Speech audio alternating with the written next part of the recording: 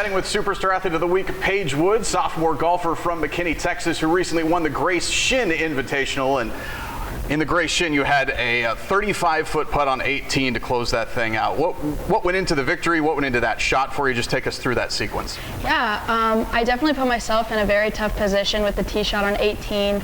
I knew I had some pressure coming in, but I liked it. But I had a very tough shot. I was in the rocks, had to barely chip it out, kind of get it out into the fairway, hopefully make a par if anything.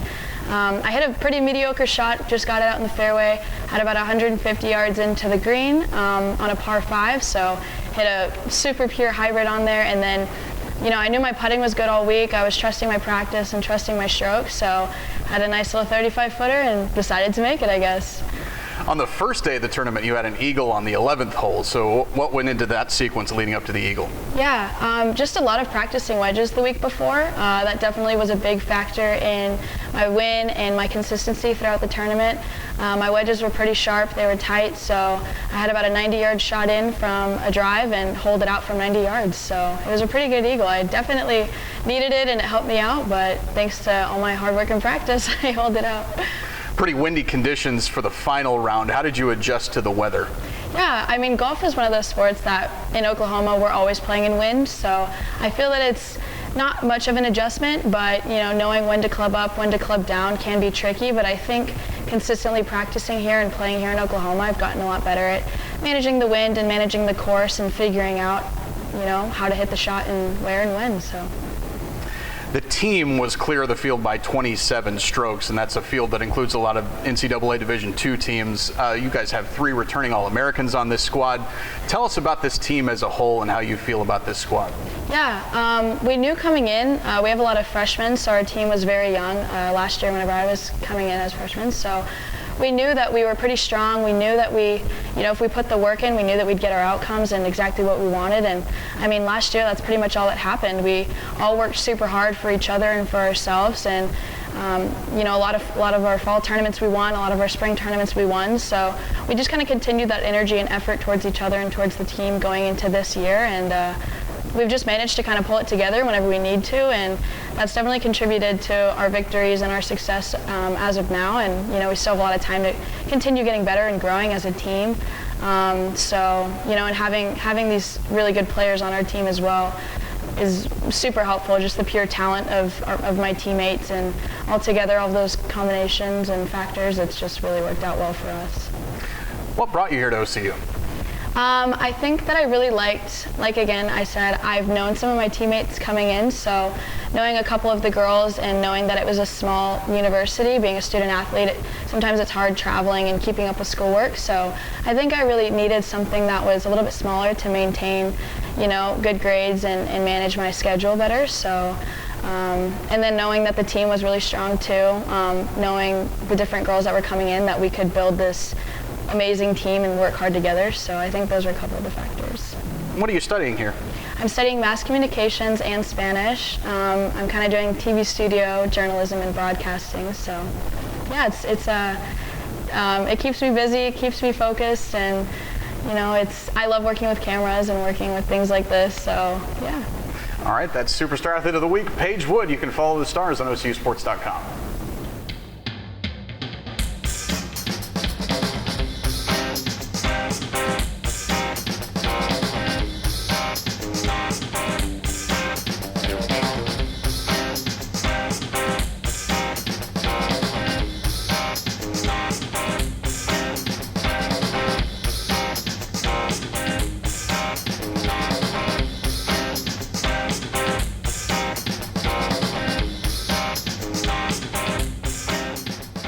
Talking with men's basketball coach Mark Berokoff. The Stars to get the season started in exhibition play against the University of Oklahoma on October the 25th. And Coach, going back to last year, you guys finished with the most conference wins for OCU since the 09-2010 season, finished with the number 3 seed in the conference.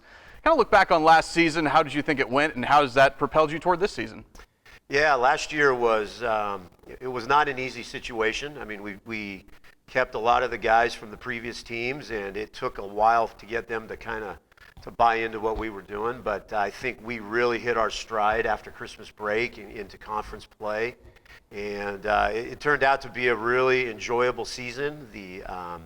expectations from the league and other people, I think, were low. We were high coming in. We thought we could do some damage in the conference, and it turned out that we were able to finish third and had a chance for maybe to get there close. We kind of were battling for a second and first place finish, but some things didn't go our way. But, getting to the conference semifinals, I thought was pretty big. And from all indications, we thought we had a chance to get an at-large bid into the national tournament, and we didn't get in. But it didn't put a knock on our season. I thought our season was great, and we got the culture rolling here, and it's kind of carried into this year with our recruiting class and seeing what we did and the success that we had. So I'm excited to where the future is and what we're doing right now. Tell us about some of the guys that you've got coming back from last year's team on this year's squad. Well, we have two starters coming back, Drayvon Claiborne at the point guard spot and an all-league player in Corey Guest. So with those two guys, we've got a good foundation. Everybody knows Drayvon is a really good defender, and he has really stepped up this preseason into a leadership role. And Corey Guest is one of the better scorers in the league and one of the best three-point shooters.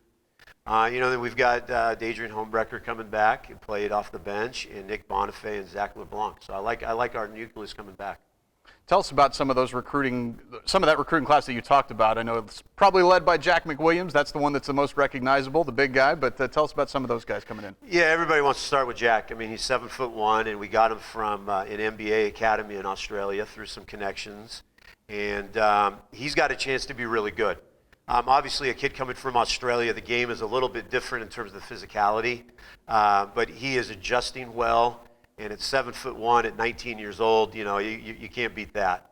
We brought in junior college guys, Parker Jones and Brandon Jackson from Richland and North Dakota School of Science. They give us some added size and some really good defense and length. And then we've done something different that our league doesn't really do. We brought in freshmen. Avery Jackson was one of the highest rated players in Texas. He has a chance to be an immediate starter, an impact player in the program. And then Jacob Swoboda from the Austin area. And then we brought in some local kids that are filling out the roster, the Perry twins and Nick McMullen. And I like where we're at. I think that we're doing some things differently than our league does, and maybe OCU men's basketball has done in the past. We're trying to mix in freshmen with some transfers.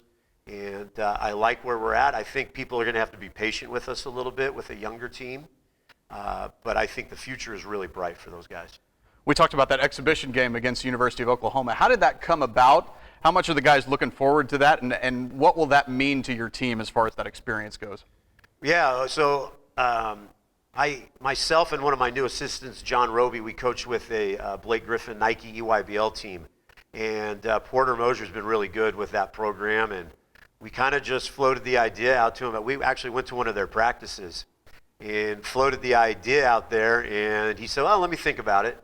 And he called me back a couple days, and he said, I think that would be a great idea. Now, I didn't think he knew at the time, but for a 100-year anniversary, playing OU, and there's some history between the two programs in a long time ago. It's kind of worked out, and it's kind of taken on a life of its own with the Oklahoma City University fan base. And it was kind of I just floated the idea out to Coach Mosier, and he liked where it was at, and he and I have a good relationship. And he has a good relationship with my brother back in California. He's recruited my brother's kids before. So that's kind of how that all turned about. When you were the coach at Randall, you came here, played OCU several times. OCU went there and played you guys. What did you see from the program that made it an attractive place for you to be the head coach? Well, 72 national banners hanging in this gym. That's the first thing you notice when you walk into this arena. Being a California guy and living here for 8-9 years, all you ever heard about was Oklahoma City University men's basketball and how good it was. And I was fortunate enough to play, Coach Patel is one of my closest friends in the basketball business.